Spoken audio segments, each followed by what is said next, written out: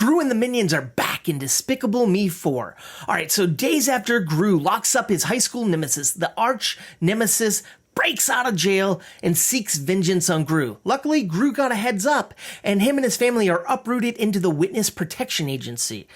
And things aren't easy for this family. Alright, Lucy, his wife, doesn't know how to do her new job. The girls have a hard time getting used to their personas and their surroundings. And Gru is almost outed by a young girl who lives next door to him, who knows who he is because she wants to be a villain herself. And she wants to go to his alma mater. So she blackmails him into breaking into their alma mater and stealing the mascot in hopes that that will get her into the school. And as all that's going on, the villain Maxime, the one they're all afraid of, is just aimlessly flying around with his wife trying to find Gru. A little pointless. Underutilized.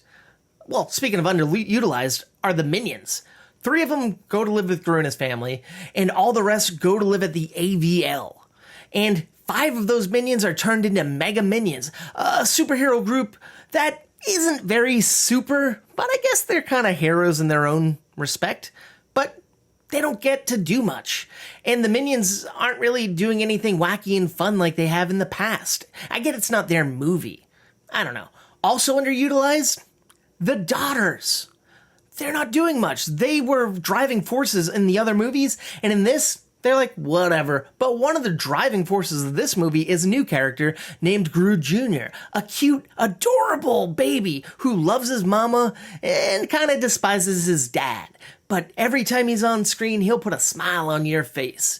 And I'm going to say, even though they were underutilized, the Minions were the scene stealers, because whatever they're doing is always kind of funny, and you'll giggle at whatever they're doing, even though they're not doing very much.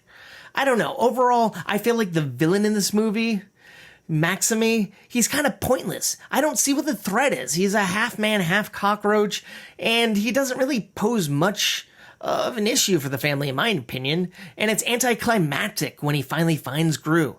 I don't know. The story was kind of cool. The premise of having this family of spies having to be regular suburban people is kind of cool, but execution-wise, not the best. But this movie was serviceable. I didn't hate it. It was fine. Not the best, not the worst in this franchise. But if you like the franchise, I think you'll dig this movie. And if you dig movie review podcasts, please check mine out. It's called Movie Toast. News and reviews, and we're available wherever you get your podcasts. Thank you, and please stay toasty.